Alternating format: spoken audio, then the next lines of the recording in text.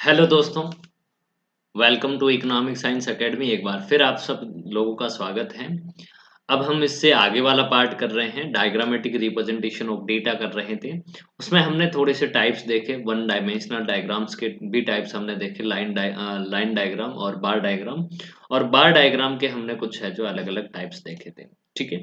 तब अब हम उसको थोड़ा-सा डिटेल में स्टडी करते हैं। पहले तो उसमें मैंने आपको 2 टाइप बताए थे वन डायमेंशनल डायग्राम के, उसमें फर्स्ट था लाइन डायग्राम।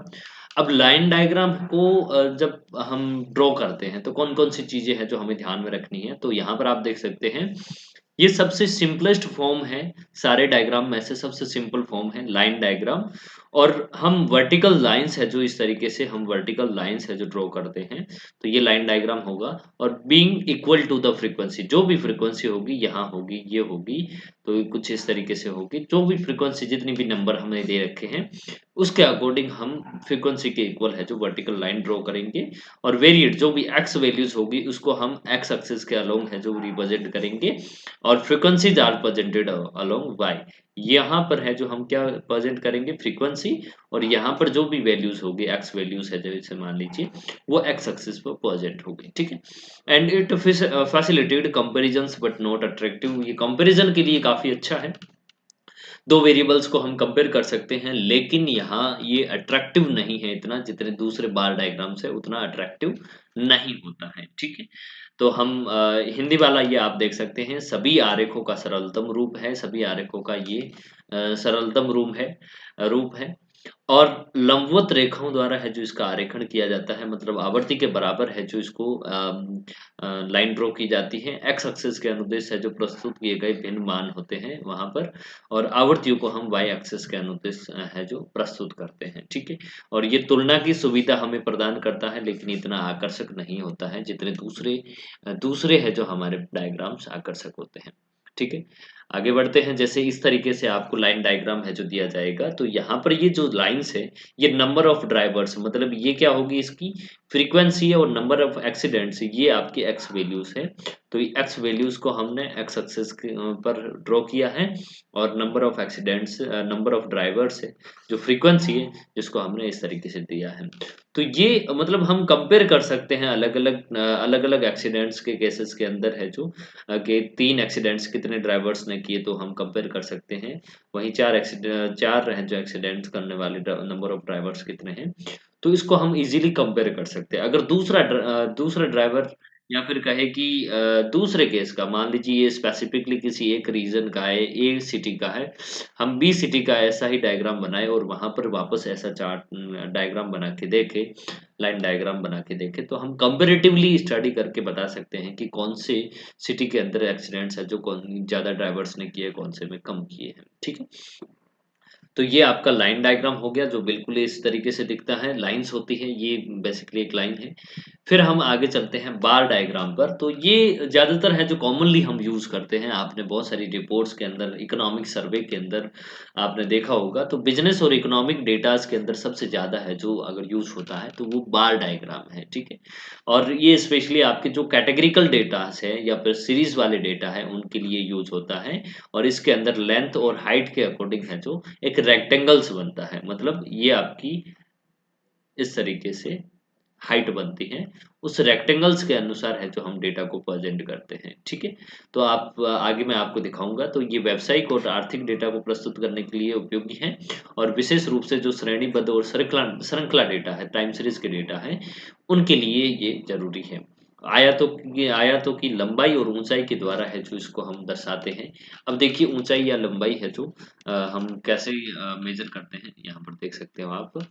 तो वन डायमेंशनल इसलिए बोला जाता है क्योंकि इसमें सिर्फ एक डायमेंशन को ही देखा जाता है, और वो डायमेंशन कौन सा होता है, हाइट होती है उसकी, ठीक है। हाइट या फिर लेंथ, लंबा कितना है, मतलब यहाँ से अगर हमें दे रखा है, जैसे यहाँ फ्रीक्वेंसी हम रिकॉर्ड करते हैं और यहाँ हमने इतना बना दिया इसको, ठीक है। तो हम हाइट के अकॉर्डिंग है जो मेजर करेंगे कि यहाँ इतनी इसकी इतनी हाइट है तो ये कहाँ मैच हो रहा है, और अगर इससे छोटा होगा तो वो कहाँ मैच हो रहा है। मैं आगे आपको डायग्राम बना के दिखा दूंगा। और all the birds should be uniform, सारे यूनिफॉर्म होने चाहिए। ऐसा नहीं हो कि उनका है जो आयत बनता है, रेक्टेंगल बनता है, वो अलग-अलग तरीके का, क्योंकि हाइट अलग हो सकती है, लेकिन उनकी चौड़ाई विड्थ है जो सेम रहेगी, सिमिलर रहेगी। और प्रॉपर बट यूनिफॉर्म स्पेसिंग है जो होना चाहिए। जैसे एक बार है तो दूसरा बार है जो एक स्पेसिफिक रेंज में होना चाहिए, उनके बीच में डिस्टेंस है जो सारे बार्स के बीच में डिस्टेंस है जो इक्वल होना चाहिए। और हाइट और लेंथ और of bars are taken proportional to magnitude, जो भी वैल्यू हमें दे रखी है, मैग्नीट्यूड दे रखा है, उसके प्रोपोर्शन में ही उसकी हाइट होगी। ऐसा नहीं हो कि हाइट है जो बहुत ज़्यादा कम हो या बहुत ज़्यादा हो, ठीक है। और should be drawn on all bars on same baseline. Baseline है जो आपकी एक ही बेसलाइन होगी ये, और उस बेसलाइन पर है जो ये सारे बार्स है जो बनाए जाएंगे, ठीक है। तो इस तरीके से आपके बार्स है जो बनते हैं। और यहाँ हिंदी वाला है तो आप ये बिल्कुल देख लेना कि एक ही आधार रेखा पर बनता है, और बार की ऊंचाई और लंबाई को परिमाण के समानुपाती लिया जाता है। और सारे बार है जो एक उचित दूरी पर, समान दूरी पर होते हैं, और सभी बार है जो एक समान है जो होने चाहिए, ठीक है। तब आप यहाँ पर देख सकते हैं ये हमारा सिंपल बार डायग्राम है। हमने इसके अलग-अलग टाइप्स देखे थे बार डायग्राम्स के। तो पहला है जो स्पेशली किसके लिए यूज़ करते हैं कि 2 और मोर वैल्यूज़ होती हैं, कोई भी सिंगल वेरिएबल की 2 या 2 से अधिक वैल्यूज़ होती हैं, तो उसकी कंपैरेटिव स्टडी करने के लिए हम सिंपल बार डायग्राम यूज़ करते हैं। जैसे मान लीजिए एक ही वेरिएबल की यहाँ पर है जो 2 वैल्यूज़ दे रखी हैं, मतलब ये और ये अलग-अलग वैल्यूज़ है, ईयर और जीआरटी दे रखा है 1000 के अंदर। तो यहाँ पर हम दोनों चीज़ों को कंपेयर कर रहे हैं, एक ही वैल्यू के है जो दोनों एक ही वेरिएबल की दोनों चीज़ों को हम क्या कर रहे हैं, कंपेयर कर रहे हैं, ठीक है। तो ये आपका सिंपल बार डायग्राम हो गया। अब दूसरा डायग्राम देखते हैं, सब डिवाइडेड और कंपोनेंट बार डायग्राम। मतलब वो क्या है कि थोड़ा पूरा बार डायग्राम है जो छोटे-छोटे पार्ट्स के अंदर डिवाइडेड होगा, और ये हम अलग-अलग आइटम्स को, मतलब एक ही वेरिएबल या एक ही कैटेगरी के अलग-अलग आइटम्स हैं, उस आइटम्स को प्रेजेंट करने के लिए यूज करते हैं। मतलब एक ही चर या श्रेणी के कई आइटम हैं जो उनको प्रस्तुत करने के लिए ये सब डिवाइडेड या फिर कंपोनेंट बार डायग्राम है जो उपयोगी है। आप इस चीज को बहुत जल्दी और तरीके से याद रखोगे, क्योंकि इस तरीके से ही क्वेश्चन है जो पूछे जाते हैं कि which of the following bar diagram is used for presenting several items of a variable or category। इस तरीके से क्वेश्चन बन जाएगा। तो आपको नीचे सिंपल बार डायग्राम, सब डिवाइडेड, कंपोनेंट बार डायग्राम, ब्रोकन बार डायग्राम, तो इस तरीके से ऑप्शंस आपको मिल जाएंगे। और ऑप्शन के अंदर आपको है जो करेक्ट ऑप्शन ऑप्शन सेलेक्ट करना है, तो वो तभी कर पाओगे जब इसकी फीचर्स है जो आपको याद होगी, इसका मीनिंग याद होगा, ठीक। तो enable us to make comparative study of different parts और components among themselves। मतलब ये अलग-अलग जो एक ही वेरिएबल के अलग-अलग कंपोनेंट्स होते हैं, अलग-अलग आइटम्स होते हैं, उनकी कंपैरेटिव स्टडी करने के लिए हम इसको यूज करते हैं। मतलब एक ही वेरिएबल के अलग-अलग आइटम्स की कंपैरेटिव स्टडी करनी है, तब हम किसको यूज करते हैं, सब डिवाइडेड और कंपोनेंट बार डायग्राम को, ठीक है। अब देखिए इसका आगे वाला पार्ट हम देखते हैं। तो यहाँ पर देखिए हमने फैमिली ए की ही इनकम ली है। अब ए की इनकम, वेरिएबल यहाँ पर इनकम है, एक है, लेकिन इसके अलग-अलग आइटम्स है कि ये इनकम कहाँ-कहाँ एक्सपेंस हो रही है। तो उसका एक पार्ट है जो यहाँ एक्सपेंस हो रहा है, दूसरा पार्ट ये है, तीसरा पार्ट ये है, चौथा पार्ट ये है, और फिफ्थ पार्ट है जो ये है, जो आपका सेविंग या फिर डेफिसिट के अंदर जा रहा है, जो भी इसको बोलो। डेफिसिट यहाँ पर है, ये डेफिसिट दिखा रहा है, लेकिन यहाँ पर ये क्या दिखा रहा है, पॉजिटिव क्वाड्रेंट्स में है, तो इसलिए ये सेविंग दिखा रहा है, ठीक है। तो इसलिए जब हम डायग्राम को अलग-अलग पार्ट्स के अंदर, अलग-अलग कंपोनेंट्स के अंदर एक बार को प्रेजेंट करते हैं, तो वो सब डिवाइडेड बार डायग्राम या कंपोनेंट बार डायग्राम के नाम से जाना जाता है। तो यहाँ पर इजीली आप देख रहे हो कि एक ही इनकम है जो किस पर एक्सपेंस होती है, तो वो आपके फूड आइटम्स पर है, क्लॉथिंग पर है, एजुकेशन पर है, मिसलेनस है, सेविंग और डेफिसिट। तो दूसरे फैमिली बी की इनकम है, उसमें भी एक ही वेरिएबल है, लेकिन आप देखिए इसका डेफिसिट इतना जा रहा है, लेकिन इनका इसका एक्सपेंस है जो ये हो रहा है, ठीक है। आई होप ये आपका सब डिवाइडेड बार डायग्राम है जो क्लियर हो गया होगा। इस तरीके का बार डायग्राम है जो बनता है, ठीक है। फिर है आपका थर्ड परसेंटेज बार डायग्राम। ये सारे बार डायग्राम के टाइप्स हैं। तो इसको हम ग्राफिकली जो परसेंटेज के बेसिस पे ग्राफिकली इसको प्रेजेंट करते हैं, मतलब प्रतिशत के आधार पर है जो इसको रेखांकित किया जाता है। और ये highlights the relative importance of various components. बहुत सारे कंपोनेंट्स हैं, उनका रिलेटिवली क्या इंपॉर्टेंस है, सिग्निफिकेंस है, उसको हाईलाइट करने के लिए हम यूज करते हैं। तो कैसा ये कैसा बनता है, तो आप देख सकते हैं कि ये इस तरीके का बनता है, जैसे कंपोनेंट जैसा ही होता है, लेकिन हम परसेंटेज के फॉर्म में है जो इसको प्रेजेंट करते हैं। अगर रिलेटिवली एब्सोल्यूट वैल्यू से मतलब एक ही वेरिएबल है, लेकिन यहाँ पर है जो परसेंटेज के फॉर्म में है जो वो डिवाइडेड रहता है, ठीक है। तो इसलिए इसको हम क्या बोलते हैं, इसको हम परसेंटेज बार डायग्राम बोलते हैं, ठीक है। समझ में आ गया। अब हम आगे चलते हैं मल्टीपल बार डायग्राम्स। तो अगर टू और more sets of interrelated variables are to be presented graphically, मतलब दो या दो से ज्यादा वेरिएबल्स को जो इंटर रिलेटेड है उनको अगर प्रेजेंट कर रहे हैं, तब हम कौन सा डायग्राम यूज करेंगे, हम मल्टीपल बार डायग्राम यूज करेंगे, ठीक है। तो technique of drawing multiple bar diagrams same as simple bar diagram, मतलब सिंपल बार डायग्राम जैसा है, लेकिन उसमें है जो अलग अलग वेरिएबल्स होंगे। तो साधारण दंड रेखा के समान ही अनेक दंड आरेख है जो बनाने की तकनीक है।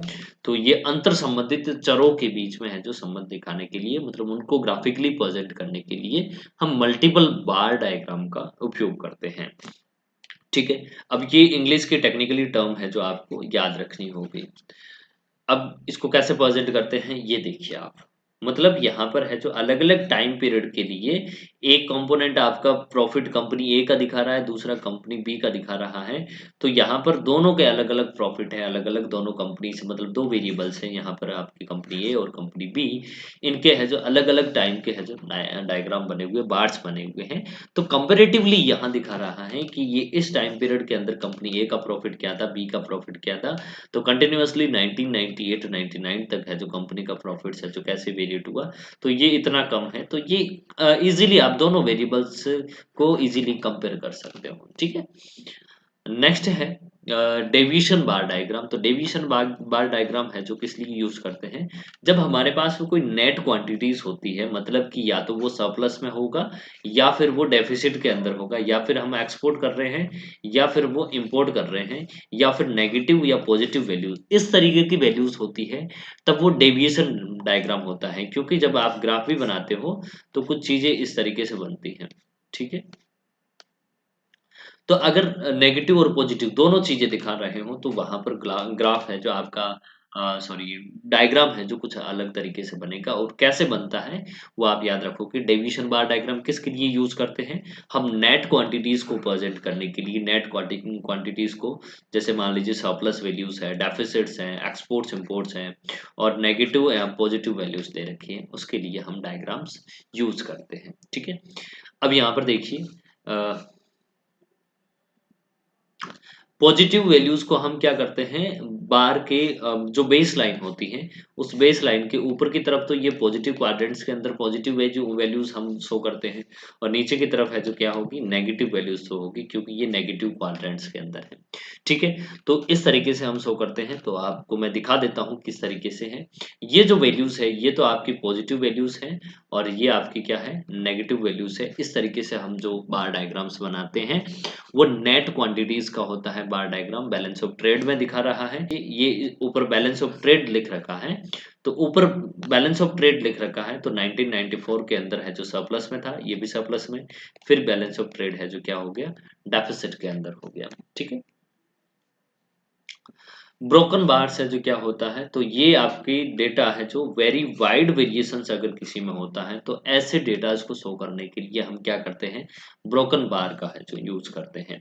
तो डेटा बहुत ही ज्यादा है जो observation, large observation with small observation, जब दोनों तरीके की चीजें होती हैं, तो स्मॉल ऑब्जर्वेशन लगभग गायब हो जाता है, तो उसको शो करने के लिए हम ब्रोकन बार्स का है जो यूज करते हैं। अब ब्रोकन बार्स का कैसे है, ब्रोकन बार्स कैसे बनते हैं, तो आप यहाँ पर देख सकते हैं ये वाले हैं जो ब्रोकन बार्स हैं, इनको क्या बोलते हैं हम ब्रोकन बार्स बोलते हैं। तो ये क्योंकि छोटी-छोटी वैल्यूज़ को भी है जो रिप्रेज़ेंट करता है ये, तो इससे क्या है कि ईज़िली कंपैरेटिव स्टडी हो सकती है। तो ये इम्पोर्ट का डेटा है और ये आपका एक्सपोर्ट का डेटा है, ठीक है? तो आई होप ये आपको अलग-अलग बार डायग्राम्स है जो क्लियर हो गए होंगे। तो वन डायमेंशनल बार डायग्राम्स है जो इस तरीके के होते हैं, उसमें लाइन डायग्राम मैंने आपको बता दिया, फिर बार डायग्राम्स बता दिया और बार डायग्राम्स के अलग-अलग टाइप्स बता दिए। अब टाइप्स के बाद में हम टू डायमेंशनल डायग्राम्स की बात करेंगे। तो thank you so much for join us.